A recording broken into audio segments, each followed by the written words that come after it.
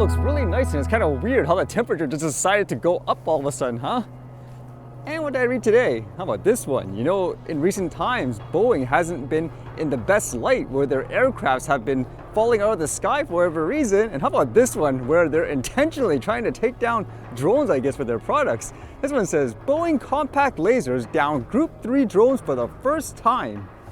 In a first, Boeing's compact laser weapon system engaged and defeated Group 3 uncrewed aerial systems, a category of larger drones weighing up to 1,320 pounds and capable of carrying heavier, advanced payloads, with a 5-kilowatt laser at the Red Sands Integrated Experimentation Center in Saudi Arabia. 2 Boeing field engineers integrated the system with the Army's Forward Area Air Defense Command and Control network to receive cues from a radar system within minutes prior to carrying out the demonstrations alongside representatives from U.S. Army Combat Capabilities Development Command and U.S. Central Command. Apparently this has been going on for a while too in terms of, I guess, this event. It says the annual counter-UAS exercise, dubbed Red Sands, was a collaborative event hosted by the U.S. Central Command and the Saudi Arabian Armed Forces to test select industry capabilities in a realistic environment to counter the rapidly proliferating UAS threat. Boeing's CLWS has now defeated nearly 500 drones, ranging from Group 3 and first-person view drones to swarms, in dozens of demonstration scenarios and environments by operators using an Xbox controller with as little as 1 hour of training. Imagine that, huh? I always said flying a drone is like playing a video game in many ways, but now this, in terms of countering them, where it is like playing a video game with a video game controller. It says the combat-proven multi-mission system is capable of providing a full counter-UAS response at distances ranging from 650 feet to 1.6 miles, meeting U.S. and international integrated C2 requirements, operating in a fixed, containerized, or mobile configuration, and individually or cooperatively detecting and defeating both single and multiple UAS simultaneously. Well, I guess this is, again, with that thought where a lot of people would say, what a waste of time, like those video games and so forth. Well, it seems like they're becoming useful in these situations if it's an applicable skill in these ways. And then more news of drones being used for, I guess, military purposes. This one says, Myanmar military unleashes drones to counter rebel advances.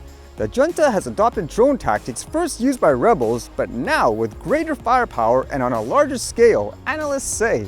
Myanmar's military has been ramping up its use of drones, deploying a combination of retrofitted commercial drones and customized military munitions to carry out a torrent of deadly strikes against rebel forces and civilians, according to visual evidence of recent attacks and interviews with people inside the country. I'm guessing that will concern a lot of people, just taking these standard commercial drones, putting deadly payloads and stuff on them. It says this is a new tactic for the military, which has struggled to consolidate control over Myanmar since seizing power from the democratically elected government in 2021, and has faced a series of setbacks since last October. After being hammered by a major rebel offensive, the military has clawed back some territory in the south but lost more ground in the northwest and east of Myanmar. As rebels captured towns closer to the capital, Naypyidaw, surveillance and attack drones have filled critical gaps in the military's defense, including providing support for its overstretched air force and helping to compensate for a lack of manpower, said Morgan Michaels, a Singapore-based security analyst at the International Institute for Strategic Studies. And it goes on to say, as part of its expanding drone program, the military has been deploying customized bombs for drones, said analysts. These munitions are cylindrical and stabilizing fins to help direct them, noted CAR investigators. The bombs also have army green paint and yellow stencilized lettering, which are trademarks of Burmese weaponry, suggesting they were manufactured by the military, said CAR. These drones are very high quality. Well, that way they won't stop, I guess, if it's benefiting them because of things like the lack of manpower and all that. Again, it's constant fighting and using the tech in, I guess you could say, a bad way in these regards, huh? In terms of tech though, this was going around a lot today too. I know yesterday there was that talk about that robo-taxi of sort from Tesla. How about this one? I've seen this before where there was that robot called Optimus, but apparently they demonstrated it and it's kind of crazy how human-like it seems anyways. You can see all these people interacting with it, for example, playing games. At first, I kind of agreed with this comment here, like a tech reviewer, for example, it says, playing charades with the Tesla Optimus Robot last night, this is either the single greatest robotics and LLM demo the world has ever seen, or it's mostly remote operated by a human. No in between. Funny enough, when I was looking at this with the different angles and all that, it seemed like it was somebody in a suit. That's what I would assume anyways, just based on the voice and all that. Kind of like what he said, if this is actually fully autonomous, like a robot acting on its own, that's kind of crazy how fast things are evolving, huh? You can see all these examples too. I got one for you. Ready? Yeah. That's it. One word. Ready? Yeah. All right, here we go. I'm pretty sure we all. What I'd assume would happen is that his feet would It looks like you're fishing right like what now. Garfield is doing on. That's right. You got it. Nice work. The same thing. Here's some Air 5. Air 5. Have on top of the hotspot. All right. Hope you're enjoying the event, man. Thank you. Yeah. Yeah. Hope you guys are all enjoying the event. Soon enough. Yeah, can you say thanks for watching? Thanks for watching. I hope you have a good day and a good night. Whatever time it is. Were you dancing with me? Thanks for dancing. Oh, you might want to back up a little bit.